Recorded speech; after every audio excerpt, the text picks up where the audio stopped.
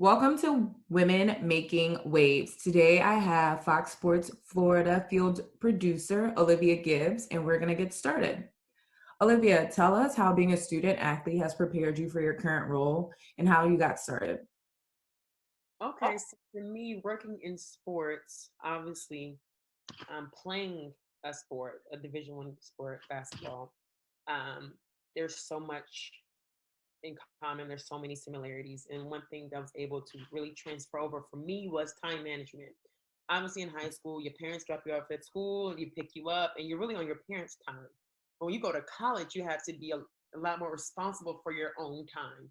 You have to be responsible for waking myself up, getting to practice on time, getting the treatment, getting the rehab, which was one of my transferable skills over into any company, any industry really, but specifically sports journalism, because you have to be very timely, you have to be organized, you have to be very detailed on top of things that you do for others, whether it's a story that you're doing for somebody, a blog that you're doing for somebody, something like this, a Zoom call.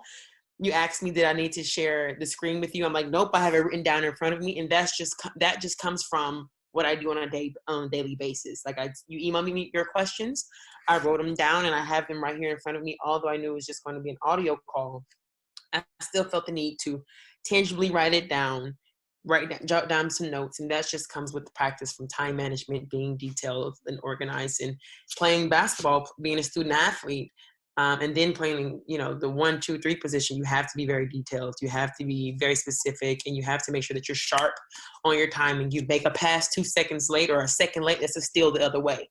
You come on air a second late, or you say somebody's name with the wrong pronunciation, it completely wipes out what you're talking about and what you're doing. So I think one of the biggest things I took from being a student athlete and that I've been able to transfer over is the time management and the attention to detail. Sorry. I love that. Okay, so I know you personally. Anybody who can go on your page, anybody who can see you in action on TV, you always have amazing energy. You're always very well prepared, like you said. What keeps you motivated? See, that's a funny question. I love when people ask me that because it is honestly difficult, no matter how grand you want to act on Instagram and Twitter and social media. For me, daily motivation is a difficult thing because Mm-hmm. different things happen on different days. So Monday through Wednesday, I might have had a great day and I'm working out and I'm looking good. But Thursday comes, your period comes, or I don't know, coronavirus comes and you lose jobs, like that daily Talk about it. the daily motivation that can really take a left. And for some people, take a complete halt, a complete stop. So I guess one of the best examples we can use right now is, going through this global pandemic, obviously COVID-19 coronavirus. And it's been difficult to stay daily motivated. It's been difficult to remember the reason why you started, whatever it is that you started, whether it's to be on TV or whether it's to own a business, to own a company, to, create a cure for something. Like, it's very difficult in times like these because you're focusing on so many other things. So for me, to answer that question, the daily motivation, I try to look outside of myself and remind myself, if I am successful and if I do achieve the things that I can achieve, it's not my life that I'm mostly focused on. It's the lives around me. So my mom, my sisters, my siblings, my niece, maybe a future husband, my children. When I take the onus outside of myself and I think about, okay, well, if I'm successful, I can live this good life. Like, no, if I'm successful, my mom can have this good life, my sister can have this good life, my husband, my children will have better school, better education, a better neighborhood than I had. That for me is what keeps me motivated, because I just focus on, okay, if I lose this amount of pounds, I'll look good this way, or if I lose this amount of weight, I'll look good this way. Well, if I lose this amount of weight, I can live longer for my children.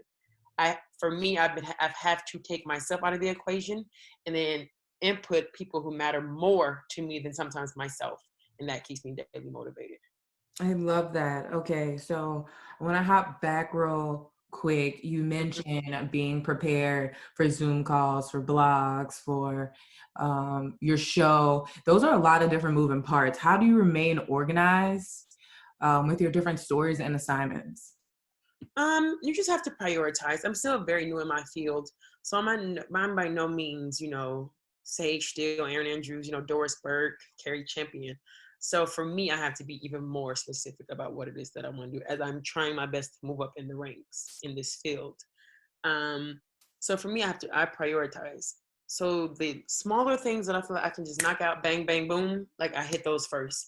Because once I get in the flow of doing them, I'm already got my brain focused. I've already got myself organized to where the big problems or the big assignments won't seem so grandiose. So if I start with the big assignment, it's like, damn, this is huge. Like I got to start with something big. But once I knock out this small assignment and then a second small assignment, the third small assignment, by the time I've gotten to my huge assignment, I'm already in a workflow. Kind of like working out. Like once you get your warm up, now I'm ready to start the mile and I'm ready for the 2 mile. But if you start at the 2 mile, the 3 mile, it seems like, dang, I got to start with 3 miles. However, if you start with the warm up, you're getting your gears moving, your body ready for the flow of the next exercise. So for me, I try my best to be organized and keep everything in order, in sequential order, by just knocking out those little things and getting myself in a good rhythm. And then once I knock those things out, I'm ready for those big ones. I feel a little bit more focused. It's kind of like, the inertia. When your body's moving, you're going to keep moving, you're going to keep going. So that's how I try my best to keep, detailed, not prioritizing, least to greatest. Of that, I'm a prioritizer too. Mm-hmm. So now that you are organized, you're motivated, you are still growing in your role, like you said, what advice would you give someone wanting to get started in network television or sports reporting specifically like you? So I have two things. The first thing is get ready for a whole lot of no's. A whole lot. Get ready for hell. Yes, life lessons. Get ready for hell no's. Get ready for what were you thinking. Get ready for we don't have time for that. Get ready for we don't have that budget. Get ready for that's not a priority for us. Get ready for you're not what we're looking for. Get ready for you're not the gender. We need a male. We need an Asian. We need a Spanish speaker, or we need somebody from, the Midwest. Get ready for a whole bunch of no's / AKA excuses. Get ready for a lot of them. However, get ready for those no's, knowing that it only takes one yes. You can have 1,000 no's, 1,000,000 no's. But if you have one yes, that's really all you need to catapult whatever it is that you're trying to achieve, whether it's sports TV, medicine, law. You can be told no so many times, but if that one team drafts you, or if that one client hires you to represent them in court, that's all you really need is that one opportunity, that one yes. However, in search of that one yes, get ready for a lot of no's. So that's my first step of my first piece of advice. My second piece of advice is, this is more specifically for people who are trying to be on TV, sports broadcasting, sports television. Find a good balance between being your biggest fan and your biggest critic. So when I first got an internship at Fox Sports, straight out of grad school, I would watch myself and be like, ugh. It's kind of like hearing yourself talk on a call or something. When you hear your voice for the first time, it's like, oh my God, this career is not for me. I sound a mess. I sound hideous. My voice I is feel like that's going to be me when I get ready to publish this. honestly, you're literally, I'm telling you, you're going to be like, I hate my voice. You're going to be like, I hate my voice. And not only, when you're trying to pursue a career on TV, is not only your voice that you're critiquing. You're looking at yourself. It's not a picture. This is like a visual video of you looking at yourself, moving your facial expression. I'm like, why did I look like that? Why am I using my hands? I'm doing too much hands moving. So I became so critical of myself, which I think was also part of being a student athlete, just watching film of yourself over and over and over and messing up. I became so critical of myself was that I wasn't paying attention to my growth and the small things that I was improving on. And so I finally got to the point of letting go of critiquing myself and trying to be more of a fan, that I had lost sight of, okay, Olivia, you still have to critique yourself, because I had become such a fan of my work. And when you become a fan of your own work, you sometimes block out the appropriate constructive criticism that others are trying to tell you, or that you need to tell yourself. So allow others to become fans of you, and you be a critic of yourself, but also by being your biggest cheerleader. So I think is that finding a good balance between, like I said, being your biggest fan, being your biggest critic. But I would definitely say, as far as the fandom, you allow other people to be your fans. and you push yourself to be the biggest critic, and you push yourself to, okay, this was great. I'm happy they loved it. What can I make better about it? What can I change? And just positive self-talk when you're doing this, when you're finding your balance, instead of saying, dang, I look terrible on that part, you could say, next time I'll wear a better dress. Instead of saying, I hate how I sound, say, maybe I'll inflect here differently. Just more positive self-talk when you're finding that balance.